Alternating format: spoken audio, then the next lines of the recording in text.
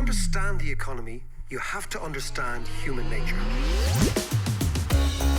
This podcast is powered by Acast. How are you doing there? It is time for the podcast. I sincerely hope you weren't one of the many, many thousands of people who tried to leave this island at the weekend and couldn't as a result of the Aer Lingus strike. What we're going to talk about is indeed that Aer Lingus strike, and we're going to put it in the context of global economics. And the question that we're going to try to answer is this Aer Lingus strike the beginning of a new era of industrial relations? And the reason I ask this question, I pose this question, is that strikes never happen in isolation. They are always a reflection of some underlying change in the economy. And the way I look at economics and economic cycles, as you're probably now aware, is I tend to look at economic cycles not on a year-on-year basis or even a 5-year basis, but on a big decade-long, what I call super cycle basis. Now, what basically happens is that economics, societal shifts, politics, they all move slowly, but in big or almost generational shifts. So, for example, between 1945 and 1985, the returns to labor, i.e. the amount of money that workers got from the economy, were considerably more than the amount of money that capitalists got from the economy, the owners of companies. And that was a result of legislation after the Second World War, of workers having lots and lots of trade union power, et cetera, et cetera, et cetera. And the fact that chief executives were actually quite modest about the increases they decided to take out of the companies. And of course, there wasn't the same obsession with shareholder value, this idea. Shareholder value comes in the 1980s and changes the entire landscape. And what we've had since the end of the 1980s, early 1990s, has been this massive pendulum shift away from workers and towards shareholders, the owners of assets, whether they be houses, shares, people who rely on dividends for their incomes, rents, all those sort of things. They've done extremely well in the last 4 decades. Now, why is that? It is because after the fall of the Berlin Wall, you begin to see a significant fall in inflation. Inflation goes down, interest rates go down. As interest rates go down, the value of assets goes up. The value of assets goes up, that pushes up all asset prices. And what you get then is more and more finance goes into assets, pushing up the prices. You know that from the Irish housing market, but it's a reflection of shares and assets all over the world. On the other hand, the opening up of China, which was celebrated by lots and lots of people, added amazingly 50% to the global workforce. That's not 15, not 5, 50%. The global workforce expanded by a factor of 2 in the last 40 years as Chinese workers came into the global workforce, not just Chinese, but Asian workers in general that had been locked out, and as well Soviet workers, etc., that had been locked out of the global marketplace. Now, of course, what that did is that pushed down wages in manufacturing industries and any industries that were exposed to the China effect. And of course, that had a ripple effect throughout the economies. So what you find is 2 things going on at the same time. One is that shareholders get very, very rich over the last 40 years. The other is that workers get relatively, not in absolute terms, but in relative terms, much poorer. And again, what happens in all these big cycles is that eventually it comes to a stop. So when I'm looking at the Aer Lingus pilot dispute, and I'm thinking, is this the beginning of something much bigger, which is a pendulum swing that has swung from 1945 to 1985 in favor of workers, from let's say 1990 to 2020 in favor of capitalists?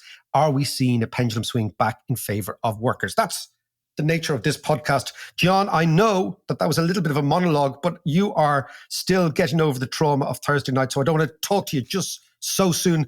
You stayed up to watch that debate, I believe.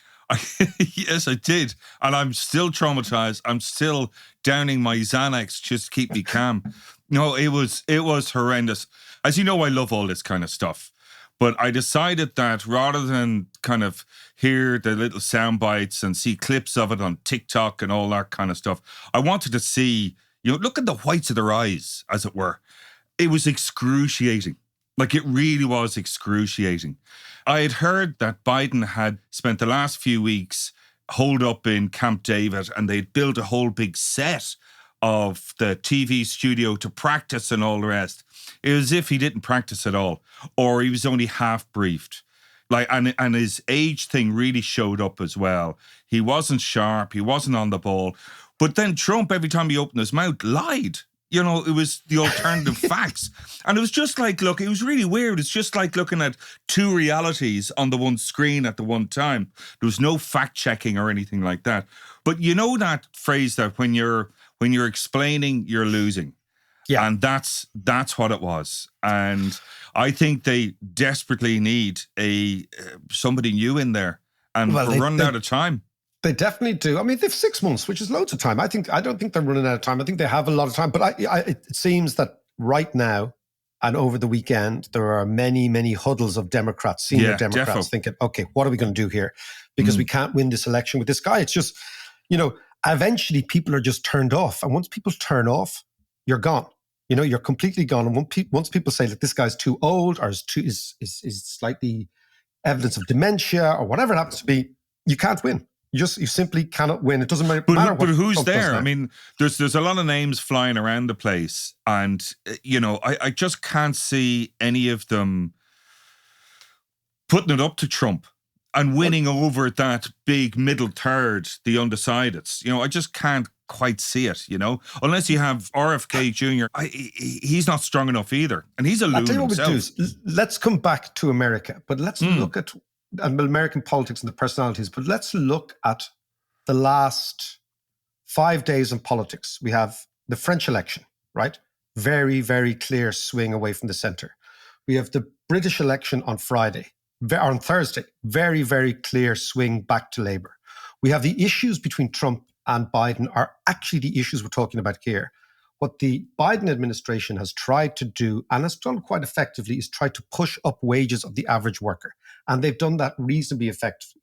What Trump is saying is that he's going to cut taxes for the super rich, his mates, which is why all the billionaires are out supporting him. So this debate is all centered on exactly what we're going to talk about now, because the Aer Lingus dispute is a microcosm of these greater global trends. Yeah. And I think nothing could be more stark than Trump promising, for example, tax breaks to billionaires, and the billionaires lining up and supporting them shamelessly, and Biden trying this idea of, build back better, this idea of increasing wages, all that sort of thing.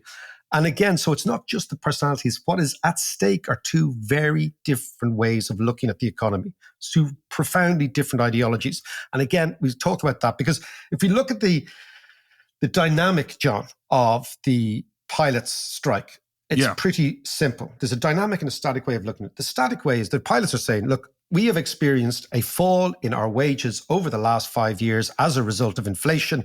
All we're trying to do is claw back wages that have been lost to inflation, and we think the figure of 24% is fair and reasonable. That's their argument, right? And the management are saying, no, hold on a second, wait a second.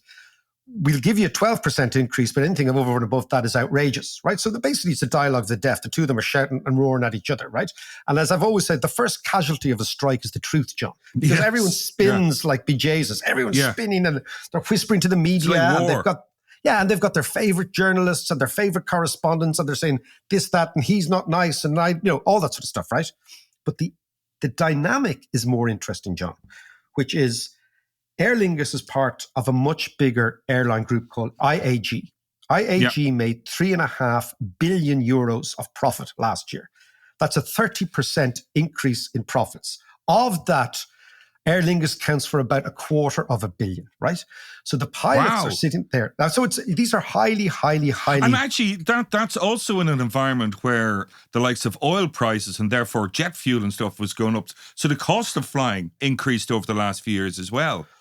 So basically, it's a post-pandemic surge that people who were locked up for ages decided, what I'm going to do is I'm going to fly, right? I'm going to go on the holiday that I didn't go on for those 2 Armageddon out of here. Armageddon out of here, exactly.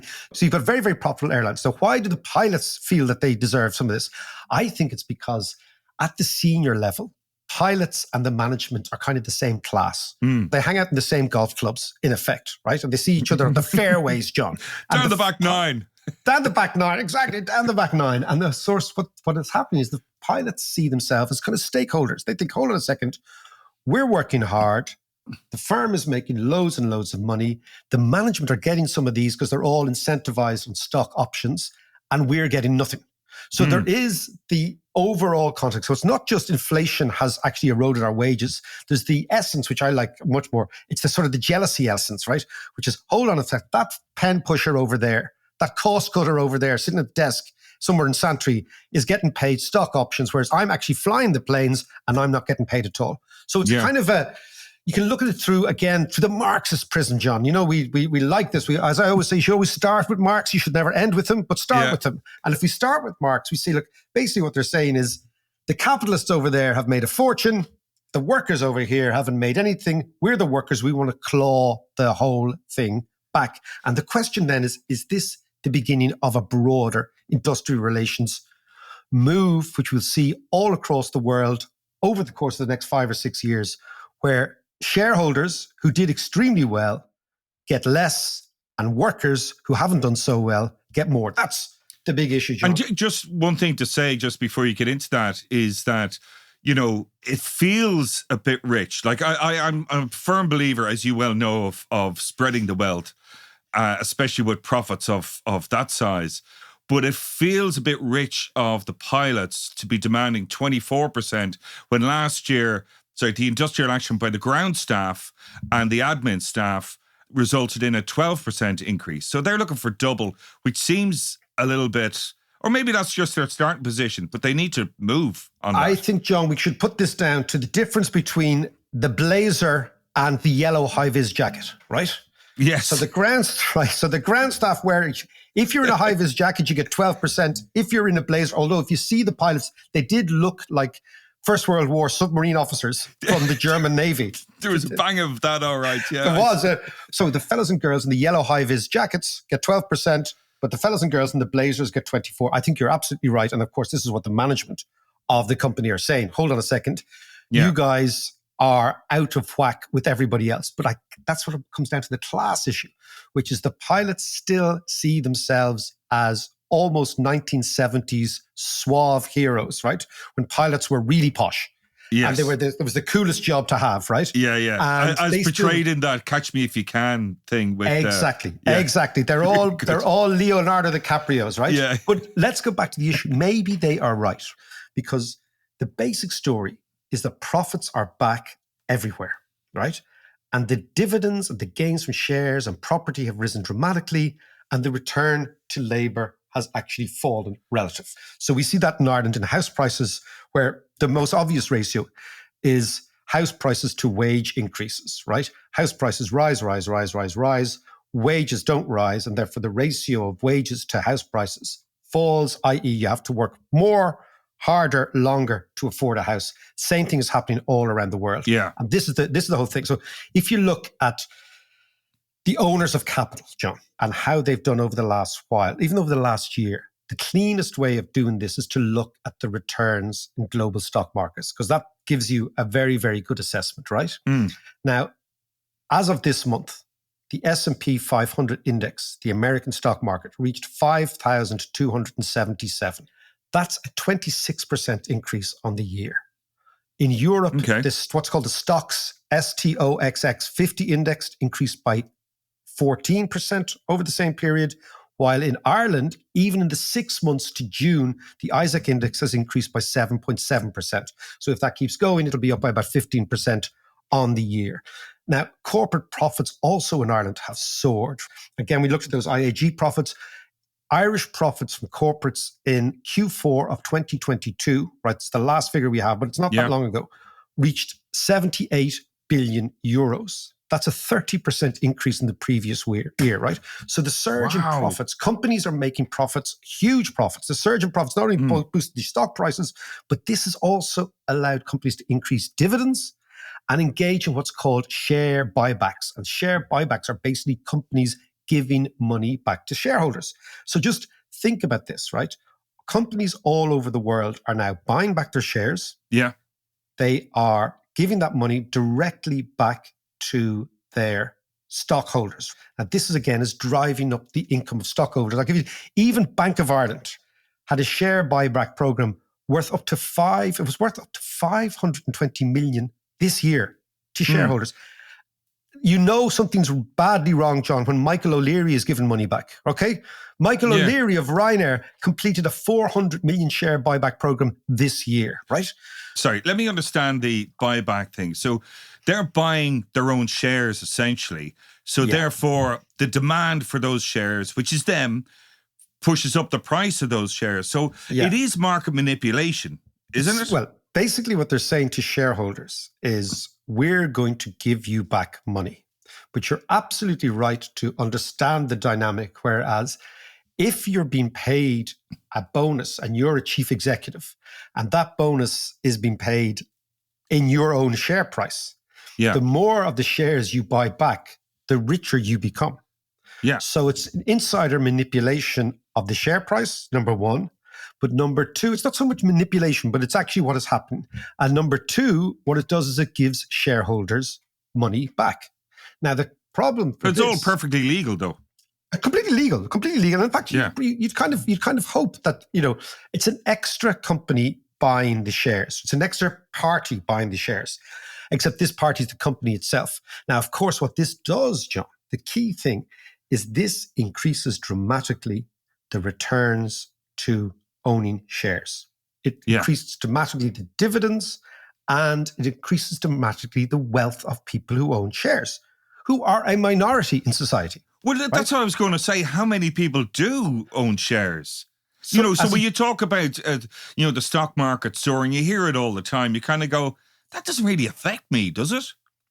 About 15% of people have exposure to shares. Okay. About 15% of the population. So that's 1 in 6, right? So it's very, very, very small. I suppose it's also the pension. If everybody has a pension, they're indirectly shareholders. Indirectly, but again, and this is always the argument that's put forward by pension providers and pension salespeople, that basically everyone gets rich. But in fact, that's not the case, right? Some people are getting much, much richer than others, and much, much quicker, right?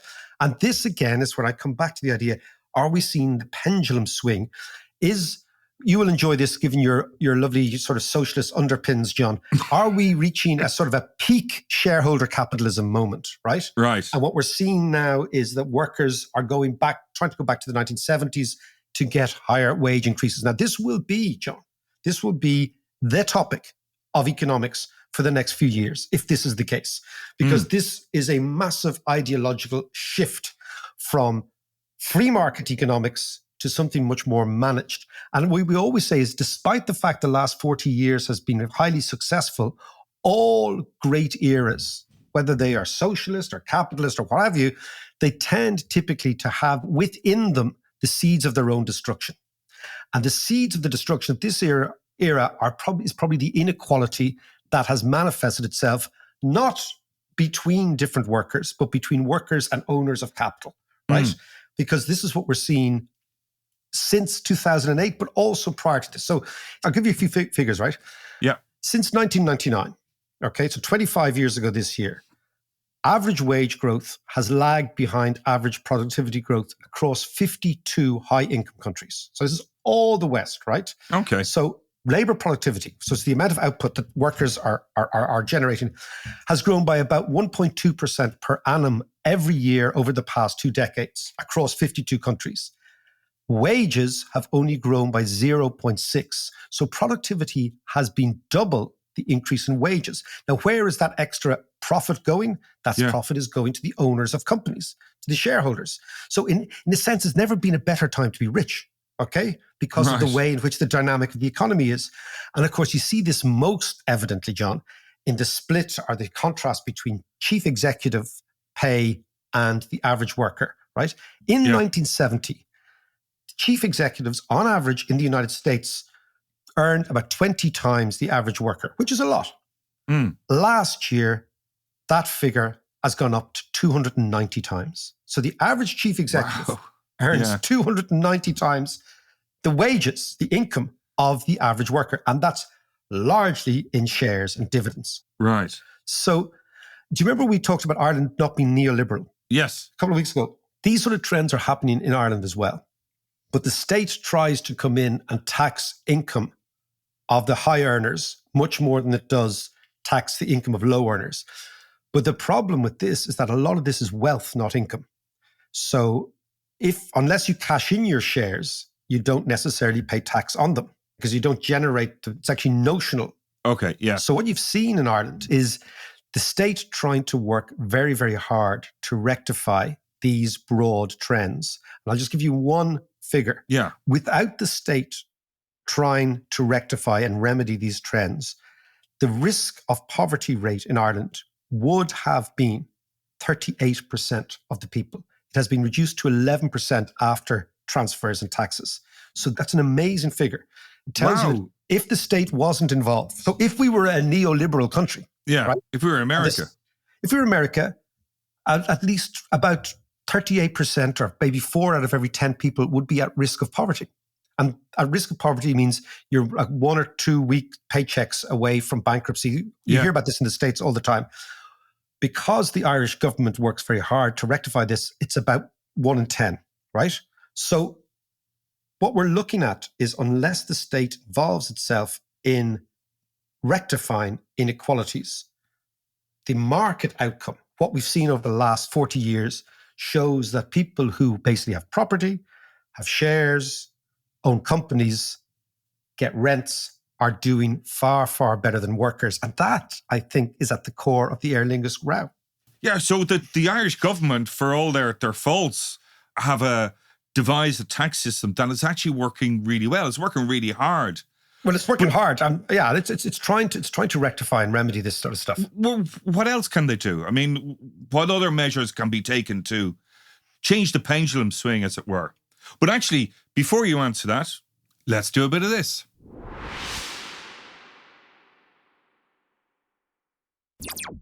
Okay, so Mac, we were talking about this pendulum swing between, capital and workers and shareholders and all that kind of stuff. And you were describing how the Irish tax system is working really hard to try and alleviate poverty, as it were, and spread more of the wealth and the income of the country. But what else can the Irish government do? Or, not just the Irish government, but what else can be done to spread the wealth and alleviate inequalities?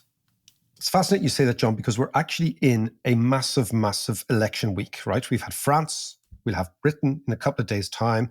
We've talked about America.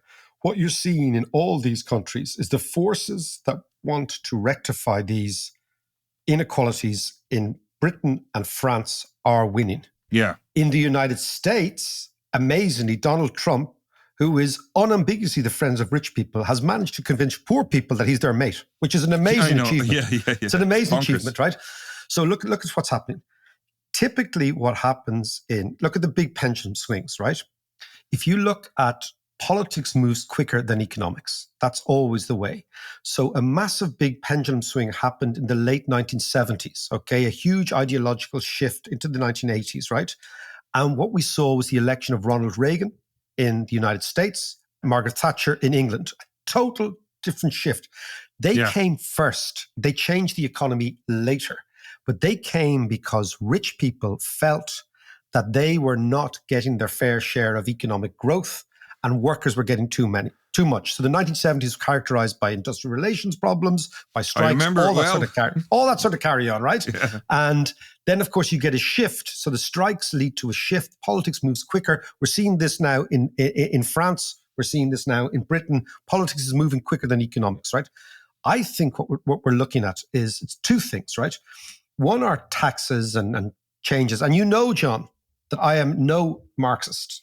That Indeed. Having worked for myself for about 25 years, I work in the market, but that doesn't mean you can't see these big, big trends and what's going on, right? One major thing, John, and it's a bit technical, is called the real equilibrium rate of interest. Let's explain that. Okay, so that is the rate of it. So this is macroeconomics, right?